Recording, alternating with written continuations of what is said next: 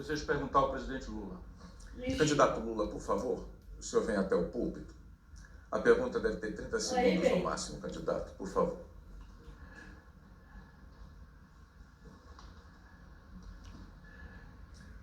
Pode fazer a pergunta. Bom, com a intenção de a gente achar as raízes dessa tremenda crise brasileira. Presidente, como é que o senhor explica que depois de 14 anos de governo do PT, os 5 brasileiros mais ricos acumulassem, como acumulam hoje ainda, o que possuem os 100 milhões de brasileiros mais pobres? Números oficiais. O desemprego chegou perto de 12% ao fim desses 14 anos, explodiu o endividamento das famílias, enfim, e é isso que o senhor deseja repetir, se tiver a aventura de presidir novamente o Brasil? Ô Ciro, você poderia começar a fazer essa pergunta de outra forma.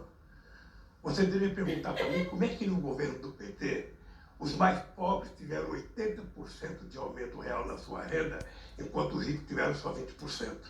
Você poderia perguntar como é que nós geramos 22 milhões de empregos.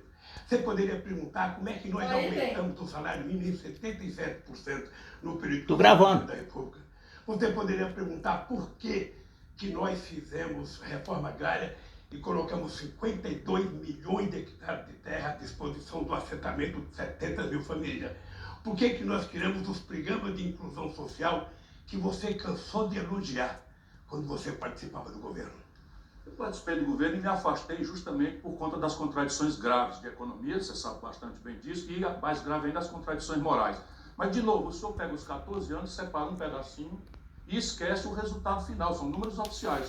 O senhor concentrou na mão do PT, concentrou na mão de 85% das transações financeiras na mão de 5 bancos, impôs a maior taxa de juros do planeta Terra, o que destruiu a economia popular, 6 milhões de empresas estão no Serasa, e arrebentou o crédito das famílias. Quando acabou o período do PT, 63 milhões e 400 mil famílias estavam humilhadas no SPC e do Serasa. A grande questão é, ficar falseando um período do tempo e não prestar contas gerou a tragédia do Bolsonaro. Porque se fosse verdade essa montanha de coisas boas, por que o Bolsonaro, essa tragédia que aconteceu com o Brasil, foi eleito depois do PT? Eu estou achando você nervoso. Estou achando você nervoso. Eu vou te dizer uma coisa que você poderia dizer, a bem da verdade, para as pessoas que estão nos ouvindo. A verdade não é crua. Você saiu do governo para ser candidato a deputado federal contra a minha vontade, que queria que você fosse para o BNDES. A segunda verdade é que você viveu no meu período de governo, nos 8 anos que eu fui presidente, o momento de maior conquista social desse país, a maior inclusão social da história do país, e você sabe disso. Eu não estou pegando um período pequeno, eu estou pegando entre os anos. E quando você cita o governo do PT, você se esquece que o atual presidente herdou o governo não da Dilma, ele herdou o governo de um golpista, que ficou 3 anos no governo antes de ele entrar, e que foi um dos responsáveis pela quebra desse país, com o Eduardo Cunha, na presidência da Câmara dos Deputados. Na presidência da por favor. Veja, deixa eu lhe falar uma coisa, Ciro. Você sabe que o Brasil viveu no período Lula e que você fazia parte do governo no melhor momento.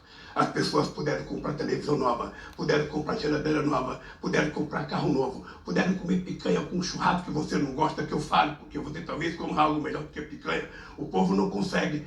As pessoas conseguiram viajar de avião. Muita gente de classe média dizia que o aeroporto estava virando uma rodoviária de tanta gente que entrava. Então, se na verdade não é crua, é que eu tive o prazer de governar o país e nunca neguei que você me ajudou e fazer a maior política de inclusão social da história do país. É verdade, banqueiro ganhou dinheiro, empresário ganhou dinheiro, os empresários rurais ganharam dinheiro, aumentou as nossas exportações. Você sabia que quando eu cheguei no governo tinha só 100 bilhões de fluxo de exportação, nós fomos para 482 bilhões.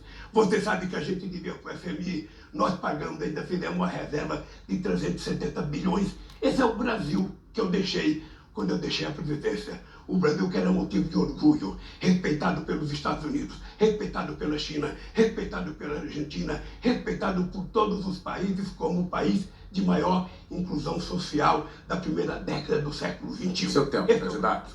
Tempo esgotado. Muito obrigado aos dois candidatos. Pela ordem determinada. Dançou.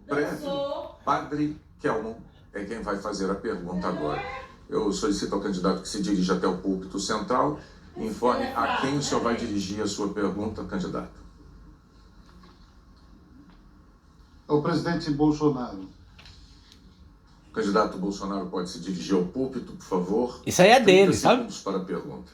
É do mesmo lado isso aí. A pandemia com 500 milhões de doses de vacina e deu R$600 de auxílio emergencial para os brasileiros no Fica em Casa. A economia a gente vê depois. O Auxílio Brasil é agora permanente para o povo. O senhor pretende manter essa política no seu mandato, no segundo mandato? Prezado padre, vamos manter sim, com responsabilidade fiscal. Nós fomos um governo que atendemos aos mais humildes, aos mais pobres. No tempo do Lula, o Bolsa Família era em média R$190. E quem conseguisse um emprego perdia o Bolsa Família. No nosso governo nós botamos R$600. Hoje em dia são 20 milhões de famílias que recebem Auxílio Brasil. E essas famílias podem arranjar emprego, o seu chefe, que não vai perder o Auxílio Brasil. Muito pelo contrário, vai ganhar mais R$200 ainda. E deixo claro, quando nós negociamos passar o Bolsa Família para o Auxílio Brasil na Câmara, toda a bancada do PT votou contra. Ou seja, eles não têm qualquer preocupação em atender os mais humildes. Eles querem que os mais humildes sofram para dizer que eles são os salvadores da pátria. Então essa política nossa, do Auxílio Brasil, vai continuar. Repito, 20 milhões de famílias. E entre essas, 80%, ou seja, quase 16 milhões, são mulheres que estão à frente recebendo o Auxílio Brasil de R$600. Essa a política da esquerda, a política do PT, que governou esse país por 13, 14 anos, nós não podemos nos enganar, porque são mais do mesmo, né? Mentem o tempo todo, enganam as pessoas, vêm até você na televisão para fazer, para te encher de elogios, mas na verdade uma esquerda que já contaminou toda a América Latina. Nós sabemos qual é o plano da esquerda. Nós sabemos que a esquerda quer calar a voz dos padres, quer calar a voz da igreja, uma esquerda que segue a Agenda 2030, uma esquerda que denigre aqueles que querem fazer o bem. Então nós já estamos procurando cada vez mais colocar isso como informação para que as pessoas tenham consciência que nessa eleição precisa escolher homens de direita. Tempo, seu candidato, o seu tempo. Tréplica do candidato Bolsonaro. O que está em jogo, padre Kelman, é o futuro de uma nação. Nós não podemos voltar à fase que éramos há pouco tempo, onde era realmente uma cleptocracia, ou seja, a roubalheira imperava em nosso país. O governo Lula foi o chefe de uma grande quadrilha. Dezenas de delatores devolveram 6 bilhões de reais para pegar uma pena menor. Ou seja, nós não podemos continuar num país da roubalheira. O que é pior também, padre, e também é muito grave, o governo que nos antecedeu não se tinha qualquer compromisso, qualquer respeito com a família brasileira. É um governo que quis impor uma agenda de ideologia de gênero, ensinando crianças em sala de aula a se interessar por sexo precocemente. É um governo que todos sabem que quer a liberação das drogas. Ou seja, esse governo do PT, que nos deixou há pouco tempo, não parece que desconhece a dor de uma família que tem um filho no mundo das drogas. Esse governo do PT, ou melhor, desgoverno de há pouco tempo, por exemplo, Lula defendia que se roubassem celular para tomar uma cervejinha. Ou seja, quantos jovens foram assassinados por essas pessoas roubando o celular e protegidos por Lula?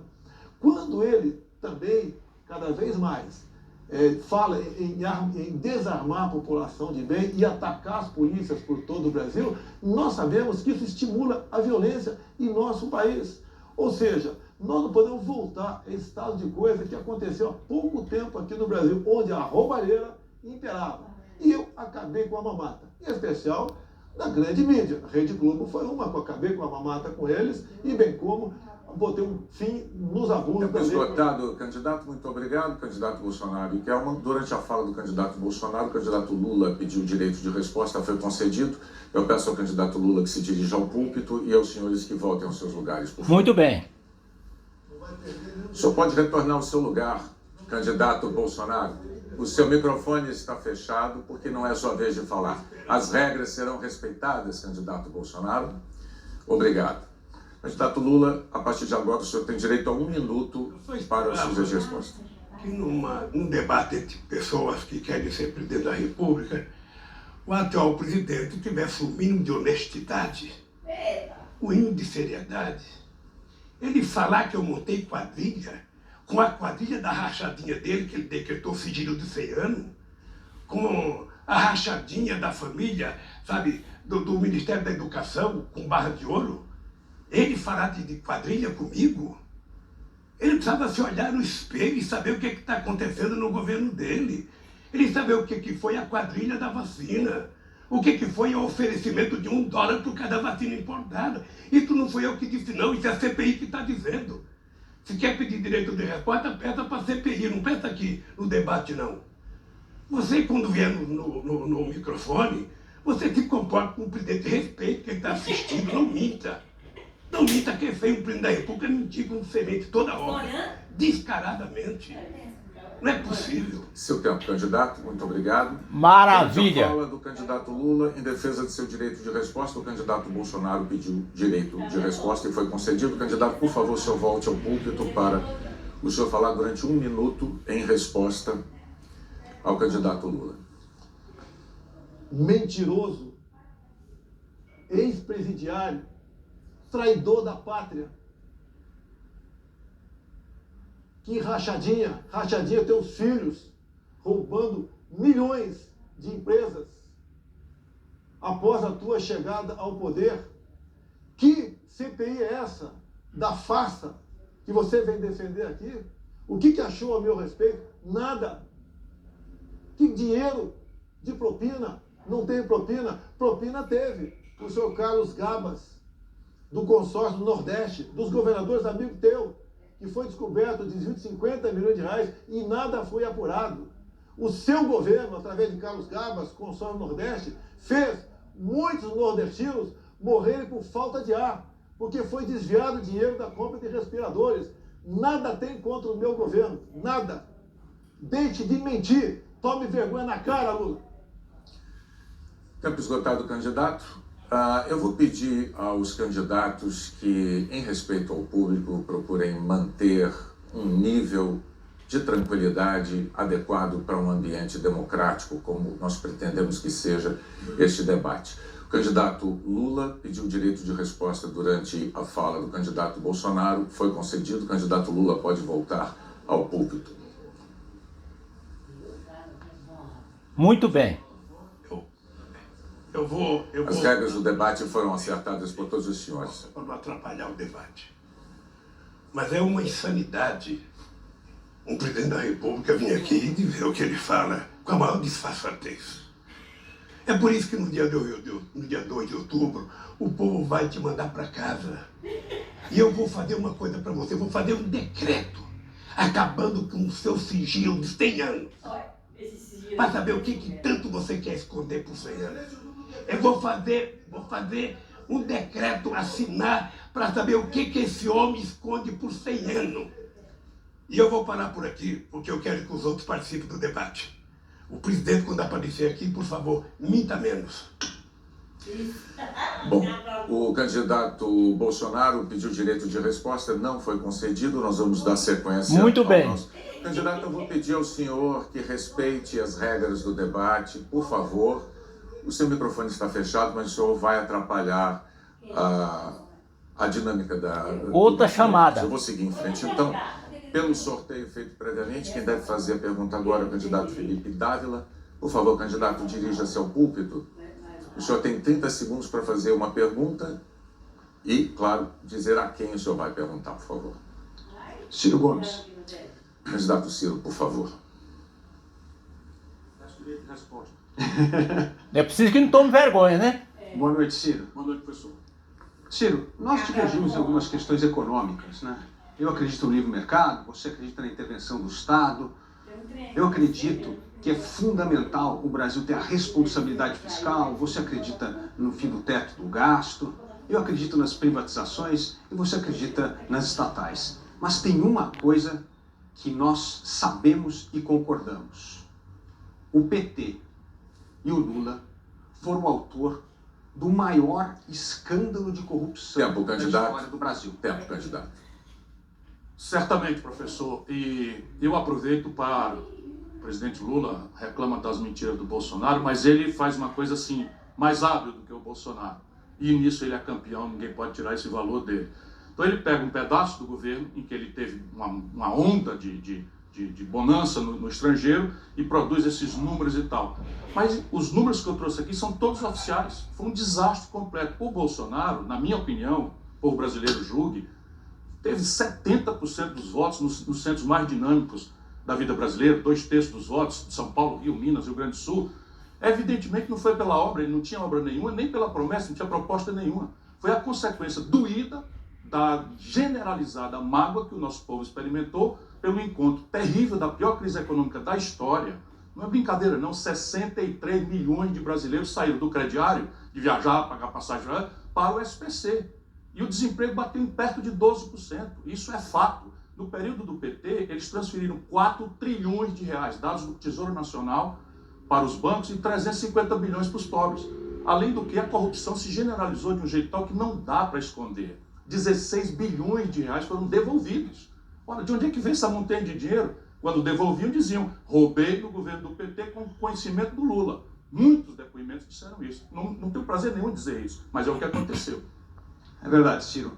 Na verdade é o seguinte, o mensalão é compra de voto, é compra de apoio no parlamento brasileiro. Então minha pergunta sempre é, como é que essa pessoa tem capacidade moral para liderar o Brasil nessa transformação, para tirar o Brasil desse buraco? E aí é muito importante dizer uma coisa, eu gostaria que vocês votassem nos candidatos do Partido Novo.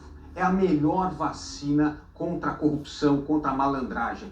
Todos os nossos candidatos do Partido Novo são ficha limpa, passaram por processo seletivo, a bancada mais econômica. É fundamental que você, eleitor, vacine o Congresso Nacional contra os mensaleiros que assaltaram esse país. Eu peço a vocês, entre no site do Partido Novo, novo.org.br, e selecione o candidato do seu estado. Vote em alguém ficha limpa para colocar o Brasil no caminho certo e não deixar mais que esses assaltos aos cofres públicos aconteçam no Congresso Nacional. Professor, o mais grave é que parece que o presidente Lula não quis aprender nada com as amargas lições que tomou. E eu nunca deixei de denunciar as coisas erradas da perseguição processual que ele sofreu. Nunca deixei de negar.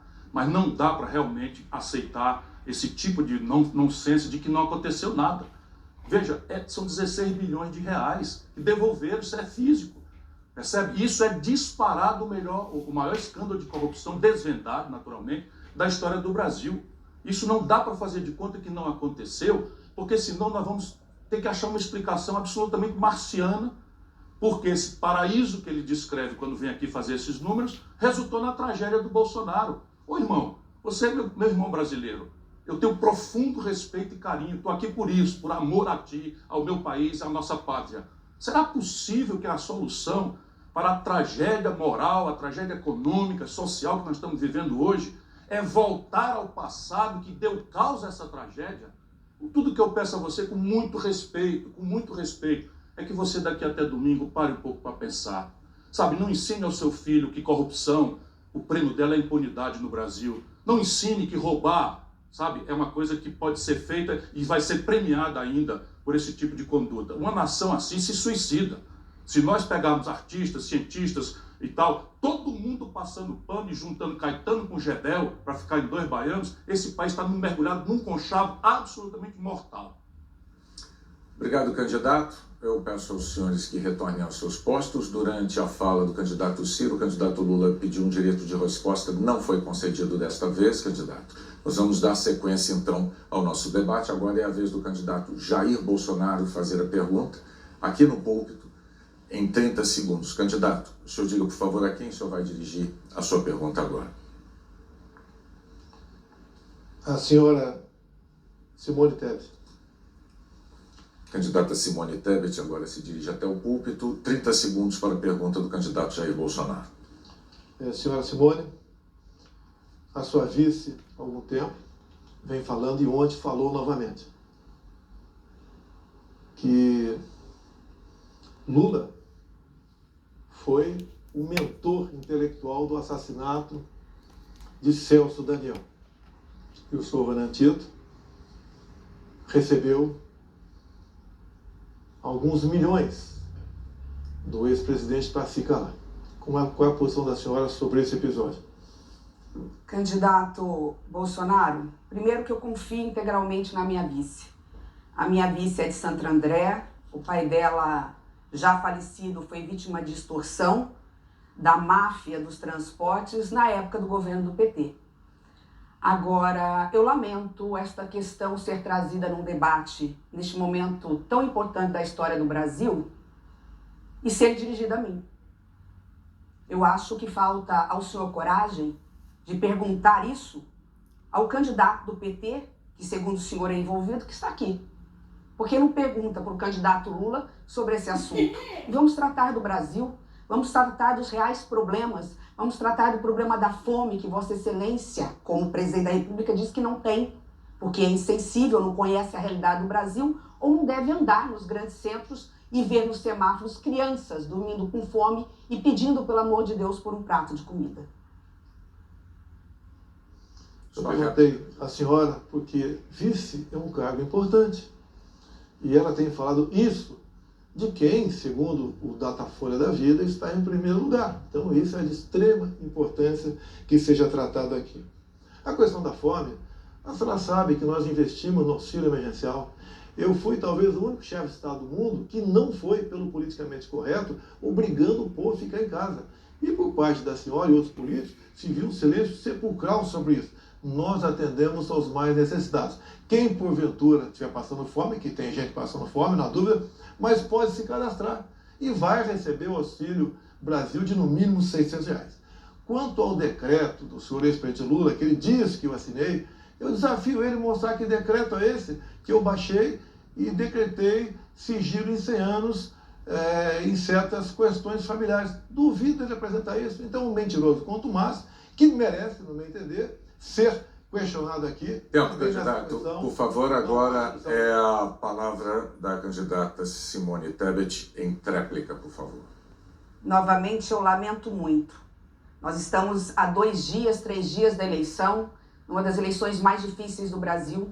E hoje o que nós vemos aqui não é apresentação de propostas, mas ataques mútuos para ver quem roubou mais, para ver quem é mais incompetente, para ver quem é mais insensível. Eu estou aqui para colocar você, eleitor cidadão, no centro do debate. Eu estou aqui para falar de como erradicar a fome, a miséria, gerar emprego, trazer para a formalidade os 40 milhões de trabalhadores que estão hoje na informalidade. Mas isso é o Brasil. Vocês têm uma grande responsabilidade, uma grande decisão a fazer dia 2 de outubro. Será que nós vamos levar e estender esse segundo turno para 31 de dezembro de 2026? Porque é isso que vai acontecer. Esse discurso do ódio de nós contra eles, essa polarização, ela não vai terminar. Um, se eleito, não vai deixar o outro governar. E nós deixaremos de resolver os problemas sérios do Brasil por causa disso. Eu vou voltar a falar. O candidato Bolsonaro tinha que fazer essa pergunta para o candidato Lula, que está aqui. Afinal, ele está acusando o candidato Lula e de seu partido de um crime.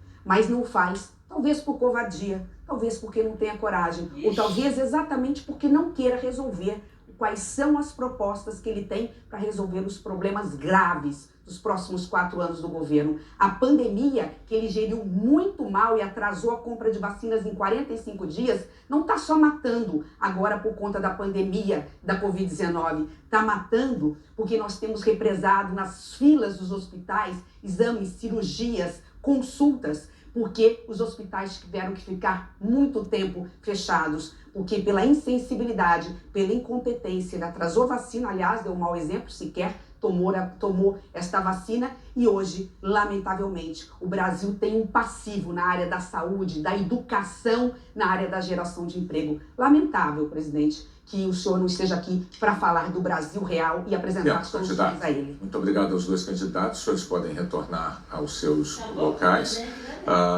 Durante as colocações do candidato Bolsonaro, quando dirigiu pergunta à candidata Tebet, o candidato Lula pediu direito de resposta e foi concedido. Eu peço ao candidato Lula que se dirija ao púlpito, por favor. O senhor tem 1 minuto para responder. Eu te confesso, Boni, que eu estou incomodado de pedir toda hora o direito de resposta, mas é que não é possível conviver com alguém com a cara de pau. O presidente não é possível.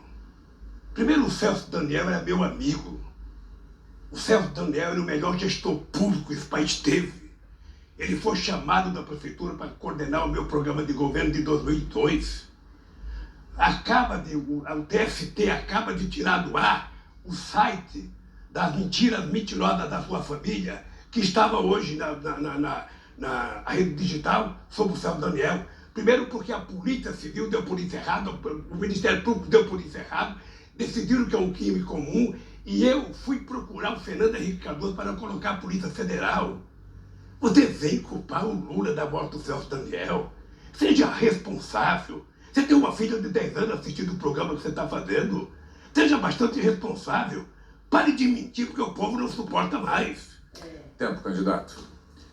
Maravilha. O candidato Bolsonaro pediu... Eu peço ao candidato Lula que aguarde só um minuto, porque o candidato Bolsonaro pediu direito de resposta e nós estamos analisando o pedido do candidato.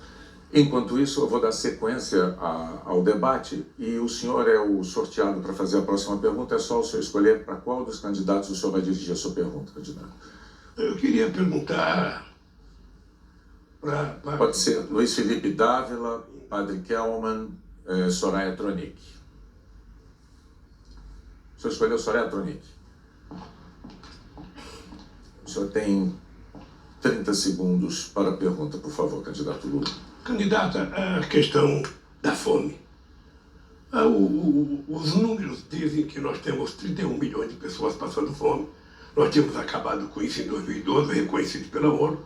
O número diz que tem 105 milhões com algum problema de insegurança alimentar. Eu queria saber qual a sua proposta para acabar com a fome nesse país. Em primeiro lugar, eu gostaria de dar boa noite a todos e agradecer pela oportunidade e dizer para você aí que está em casa que enquanto eles brigam, a boiada passa. Enquanto eles brigam, nos distraindo, o Brasil passa fome.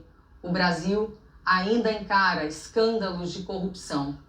E eu mostrei para você que eu tenho coragem. E a minha coragem não começou agora na campanha. A minha coragem vem lá atrás de 2013, quando eu levantei da fila dos que reclamam e vim para a fila dos que fazem. Quando indignada com os escândalos de corrupção do governo PT e ainda indignada com os escândalos de corrupção que existem, eu fiz o que eu podia naquele momento com a caneta de advogada e pedi prisão de 2 prefeitos de Campo Grande em prol de crianças com síndrome de Down. Eu também, pela liberdade de expressão, consegui um salvo-conduto para que nós pudéssemos nos manifestar livremente nas ruas de Campo Grande. E, acima de tudo, entrei com uma ação popular, na omissão do Ministério Público. Uma ação popular que bloqueou 730 milhões da JBS. Escândalos e escândalos e escândalos de corrupção é o que nós somamos. Dos candidatos que lideram as pesquisas, somam juntos 20 anos de corrupção e de má gestão. E eu digo para você, você que tem aí a possibilidade, usa a sua caneta como eu usei, e vamos juntos com a proposta do Imposto Único Federal. Nós sim conseguiremos abaixar o preço da comida, o preço do tributo que pesa sobre o nosso consumo e passar para a movimentação financeira, que é muito mais justo. Preste atenção em todas as minhas propostas, as propostas do Imposto Único Federal, que é a primeira medida que nós iremos tomar, porque para cuidar das pessoas a gente tem que cuidar das contas, o que ninguém cuida há mais de 20 anos. Sua réplica, candidato Lula. Candidata, a senhora é advogada. Sim. Eu vou te contar uma coisa, porque que o combate à corrupção deu certo. Primeiro porque no nosso tempo de governo a gente criou uma coisa chamada Portal da Transparência. A senhora como advogada deveria acompanhar, que a senhora poderia acompanhar as contas do governo em tempo real. Depois nós criamos uma coisa chamada fiscalização da CGU. Colocamos a CGU como ministro, em cada ministério tinha alguém da CGU para fiscalizar a conta dos ministros. Depois nós criamos a lei do acesso à informação, que qualquer pessoa poderia adentrar ao governo pedindo informação e saberia até a cor do papel higiênico do banheiro da Presidenta da República ou do Presidente da República. Depois nós criamos a lei anticorrupção. Depois nós criamos a lei contra o crime organizado. Depois nós fizemos a nova lei contra a lavagem de dinheiro. Depois nós colocamos a AGU no combate à corrupção. Colocamos o COAF na fiscalização de movimentações bancárias atípicas. Colocamos o CAD no combate aos cartéis. Candidato, seu tempo acabou. Seu tempo acabou. Agora é a vez da tréplica da candidata Tronic. Infelizmente, tudo isso acabou. Mesmo assim, com tudo isso, graças a Deus, descobrimos um dos maiores escândalos de corrupção, Petrolão. E vergonhosamente, nós ainda temos de suportar a corrupção. Quando nós levantamos a bandeira, eu em 2018 e muitos outros candidatos levantamos a bandeira do combate à corrupção, e eu achei que ali a coisa fosse realmente andar, infelizmente, nós hoje passamos por essa decepção. Tempo esgotado, candidatos. Eu vou pedir aos dois que retornem aos seus lugares, agradeço. E durante o exercício do direito de resposta do candidato Lula, o candidato Bolsonaro pediu também direito de resposta, foi concedido. Candidato Bolsonaro, por favor, o senhor pode se dirigir ao púlpito, o senhor tem 1 minuto para a sua resposta. O ex-presidiário diz que eu decretei o sigilo da minha família. Qual o decreto? Me dá um número do decreto. Fala que eu atrasei compra de vacina. Nenhum país do mundo comprou vacina em 2020. Para de mentir. Quando se fala em fome, eu dei R$600 de Auxílio Brasil. Você dava pouca coisa para os mais pobres, usava esses mais pobres com massa de manobra para ganhar voto. Quando se fala em devolver 6 bilhões que os delatores devolveram, foi de roubalheira do seu governo. Só a Petrobras, o endividamento foi 900 bilhões de reais no seu governo. Isso daria para fazer 60 vezes a transposição do São Francisco. Tu foi condenado em 3 instâncias por unanimidade. E o processo deixou de existir. Você tinha um amiguinho no Supremo Tribunal Federal que disse que você tem que ser julgado em Brasília e não em Curitiba. Tempo, candidato. Obrigado. Agora é a vez da candidata Soraya Tronic fazer a pergunta. Candidata Soraya, por favor, ao retornar ao púlpito, diga a quem a senhora vai fazer a pergunta em 30 segundos. Padre Kelson. Kelvin. Isso. Padre, candidato padre. Candidato padre, gostaria de perguntar para o senhor, para quantas pessoas, durante a pandemia, o senhor deu a extrema unção? Gostaria de saber do senhor se o senhor sabia que de cada 6 pessoas que morreram na pandemia, nós poderíamos ter salvo 4 pessoas. Se não tivesse atrasado as vacinas, se não tivesse faltado oxigênio. O senhor não se arrepende de defender um governo que fez isso? Olha, quem tem que se arrepender de alguma coisa aqui são alguns candidatos que estão aqui mentindo, como a senhora e outros que estão aqui apenas para tentar enganar você, eleitor. Que a melhor, ela acabou de dizer que vai criar um imposto único, que vai melhorar a sua vida. Melhorar a sua vida onde? Quanto mais imposto cobra, mais a sua vida vira uma tragédia. Para se diminuir, para se melhorar a sua vida, você precisa reduzir o tamanho do Estado. O Estado inchado, aí sim, um Estado inchado, cheio de cabide de emprego, faz com que não sobre dinheiro para você. Você, eleitor, precisa ficar bem atento a esse tipo de proposta de candidatos falaciosos que só estão aqui tentando te enganar. Essa é a verdade. Reduza o tamanho do Estado, deixa o Estado pequeno, vai sobrar dinheiro para que esse dinheiro volte para a educação e para a saúde. Não criem falácias achando que vocês podem resolver os problemas apenas com o verbo. Façam de verdade. Não minta, como tem muita gente aqui mentindo para todo mundo. Bem se vê que depois do auxílio emergencial, o senhor arrumou um emprego de cabo eleitoral. Nós temos um candidato cabo eleitoral do candidato Jair Bolsonaro. Por favor, o candidato Senhor, Padre por favor, Kelman, me deixa responder, me senhor, devolve, por favor. mantenha-se em silêncio. Quero que devolva. Em Cabo respeito eleitoral. à sua oponente. candidato. Cabo eleitoral do candidato Jair Bolsonaro, que por sua vez é Então você é candidato. cabo de Lula, é de esquerda. Candidato, o senhor não deve interromper a outra candidata que está falando e o seu tempo será acrescido, candidata Tronic. Desculpa. Eu poderia Mantenha-se, por favor, em começar silêncio, em respeito. novamente. Eu vou pedir só um minuto aos dois. Nós temos milhões de brasileiros assistindo ao debate, esperando que o debate tenha, no mínimo, regras que sejam respeitadas por quem as assinou. Então eu peço, por favor, ao candidato que se mantenha em silêncio e aguarde que a sua oponente conclua o raciocínio. Nós vamos lhe dar mais tempo, candidato. Devolve tudo, por favor. 1 minuto, porque eu perdi totalmente o raciocínio. Vai ser concedido esse tempo. Ok, aguardo lá no... Pronto. Bem se vê que depois do auxílio emergencial o senhor arrumou realmente um novo emprego de cabo eleitoral do candidato Jair Bolsonaro, que por sua vez é o cabo eleitoral do candidato Lula. Porque quem está colocando o Lula na primeira fila, na liderança, é inegável que é o candidato Jair Bolsonaro. Mas não é isso que eu vim dizer. Eu vim falar o seguinte: nós temos hoje quase 700 mil mortes por Covid. 130 milhões de órfãos. Eu pergunto para o senhor, o que o senhor diria para consolar essas famílias, esses órfãos que estão até agora esperando uma ajuda do governo, que estão até agora sofrendo muitos irmãos separados, porque cada parente tem que ficar com um ou outro. O senhor não tem medo de ir para o inferno, não? Olha, vocês falam tanto de Covid. Só se morre de Covid nesse país? Só se morre de Covid no mundo? São falácias e falácias e falácias. É só o que vocês sabem fazer. Medo de ir para o inferno não tenho, porque todos os dias eu morro um pouquinho de mim mesmo para viver o evangelho, coisa que a senhora não sabe o que é.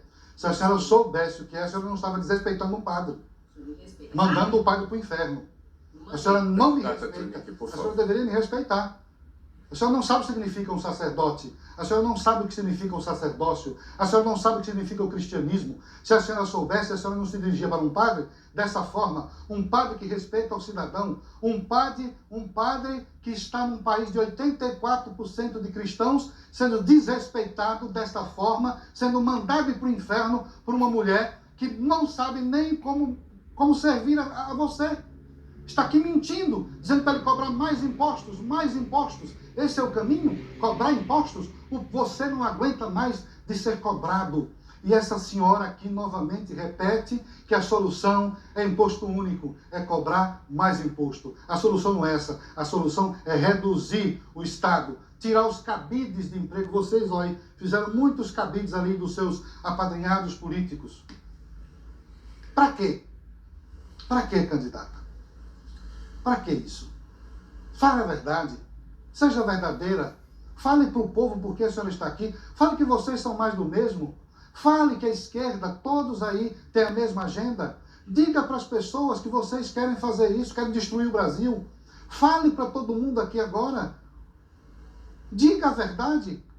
Já que a senhora me mandou ir para o inferno, então diga a verdade. Tempo esgotado, candidato. Eu vou pedir aos dois candidatos que retornem aos seus lugares. A candidata Tronic pediu direito de resposta. Está sendo analisado, candidata. E voltando um pouco na dinâmica do debate, quando o candidato Bolsonaro exercia seu direito de resposta, o candidato Lula pediu direito de resposta, foi concedido. Candidato Lula, por favor, o senhor se dirige ao púlpito. O senhor tem 1 minuto para responder.